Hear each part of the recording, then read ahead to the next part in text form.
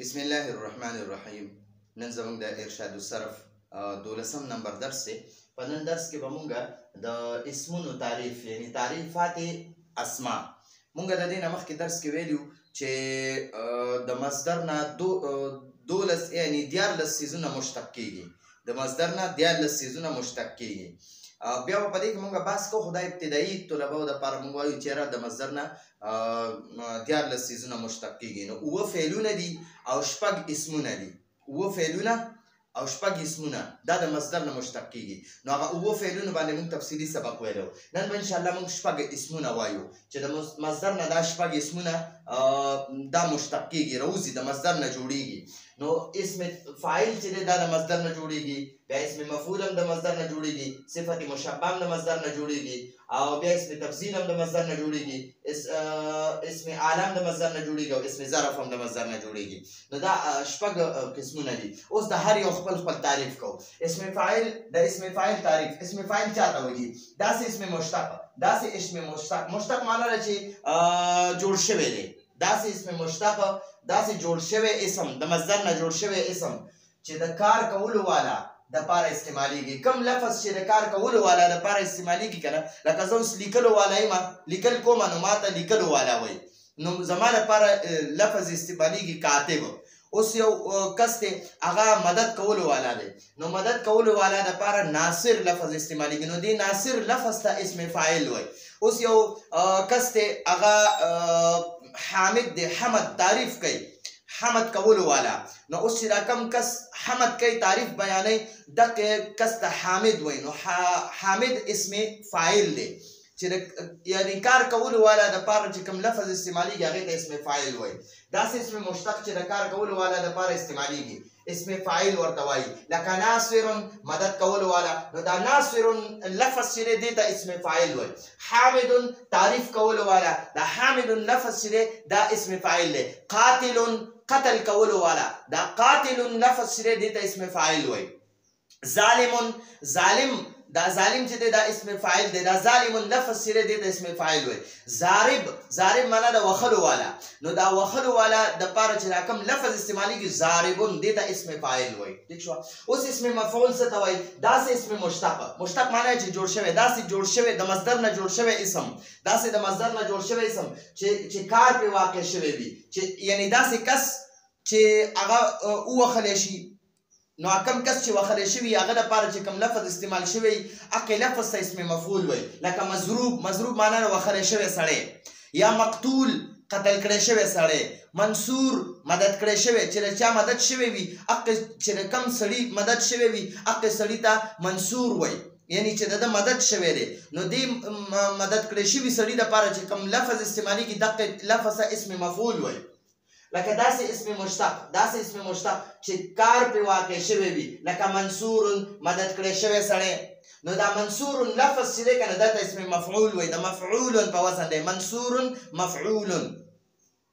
مضروب وهلی شوی سړی، مضروب وهلی شوی سړی. نو دا مضروب لفظ چې دی دې ته اسم مفعول وایي. ٹھیک شوه؟ دا منصور لفظ اسم مفعول دی، مضروب لفظ اسم مفعول دی. او مقتول قتل کړی شوی سړی، قتل کړی شوی. مقتول، مقتول د مفعول په وزن دی. نو مقتول معنا ده قتل کړی شوی سړی.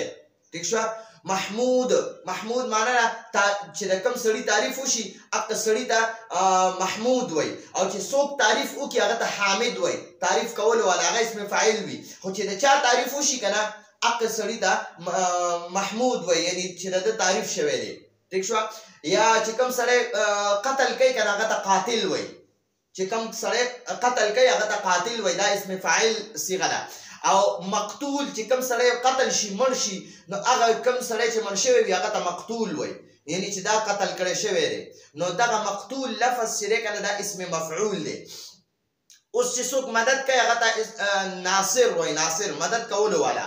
چې د چا مدد کوي نو هغه کس ته منصور وایي چې یار د دې سړي مدد یې وکړو. دی ناصر د منصور مدد وکړو، ناصر د منصور مدد وکړو. حامد د محمود تعریف وکړو. ٹھیک شوه؟ نو دغه ته اسم مفعول وایي. اوس صفت مشبه څه ته وایي؟ داسې اسم مشتق، داسې د مصدر نه جوړ کړی شوی اسم چې د فعل لازم نه جوړیږي. دا صفت مشبه د فعل لازم نه جوړیږي، د فعل متعدي نه جوړیږي. او مصدری معنا یعنی د مصدر چې کومه معنا وي کنه دقه معنا په دقه صيغه کې وي.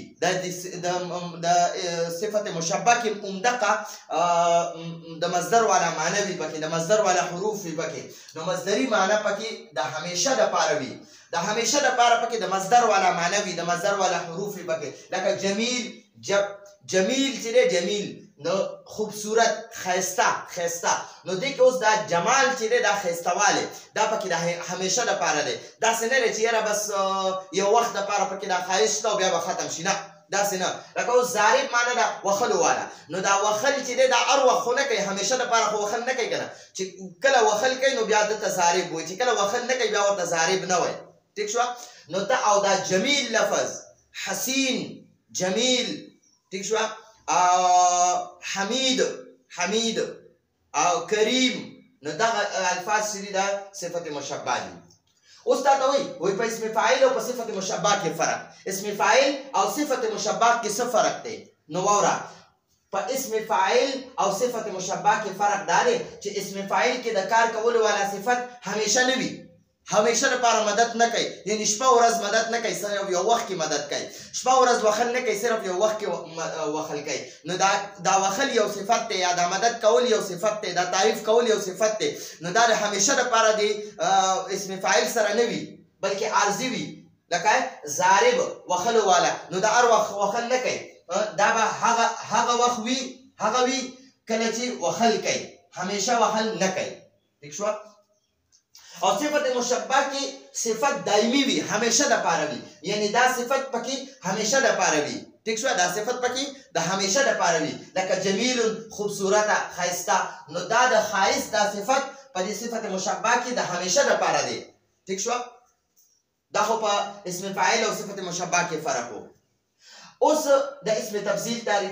اسم تفضیل داسې اسم مشتق ته وایي. اسم تفضیل دام د مصدر نه جوړیږي، داسې اسم مشتق ته وایي چې د بل چا په مقابله کې د زیاتوالي معنا ورکوي. یعنی یو کس وخل کوي ضارب، او یو بل کس وخل کوي ډیر زیات وخلو والا، یو ډیر زیات وخل کوي. نو چې دا کم کس ډیر زیات وخل کوي دې ته اسم تفضیل وایي، او کم چې عام وخل کوي دې ته اسم فاعل وایي. نو داسې اسم تفضیل داسې اسم مشتق ته وایي چې د بل چا په مقابله کې د زیاتوالي معنا ورکوي. لکه الله اکبر، الله د ټولو نه غټ دی. الله اکبر من کل شیء، الله د هر څیز نه غټ دی، د هر چا نه غټ دی.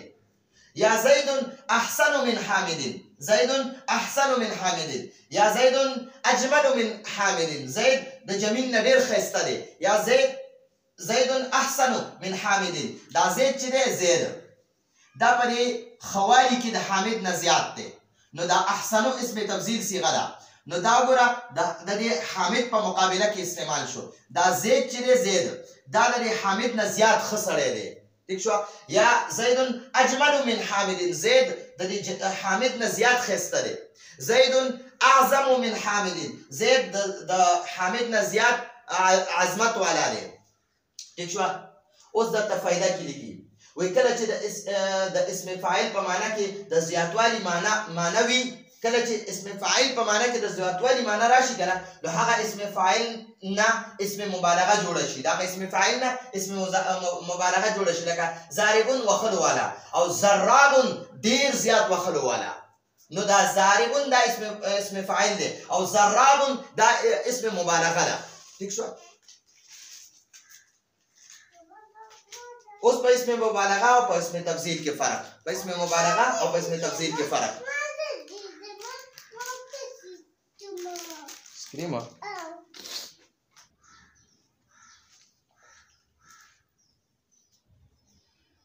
په اسم مبالغه او په اسم تفضیل کې فرق دا دی. ګورئ جی، په اسم مبالغه کې د زیاتوالي معنا په خپل ذات کې وي یعنی ذاتي وي پکې د بل چا په مقابله کې نه وي ٹھیک شو د بل چا په مقابله کې نه وي لکه ضراب ډیر زیات وخلو والا حامد نه حماد ډیر زیات تعریف کولو والا نو دا د بل چا په مقابله کې نه دا د په ذات کې دا زیاتوالی معنی وي ٹھیک شو او په اسم تفضیل کې د زیاتوالی معنی د بل چا په مقابله کې لکه زید انصر من حامد زید د حامد نه زیات مدد کولو والا دی ٹھیک شو اوس اسم اعلی تعریف اسم اعلی داسې اسم مشتق توای چې د اوزار یا د کار کولو والا سیز نوم وي د کار کولو دا قلم دی په دې موږ لیکل کوو نو دا قلم لیکلو والا اعلی د سیز دی نو د دې لپاره چې کوم لفظ استعمالیږي نو هغې ته اسم اعلی وایي لکه مخیتون چې دی دا د ګنډلو اعلی یعنی ستن ته وایي ستن ته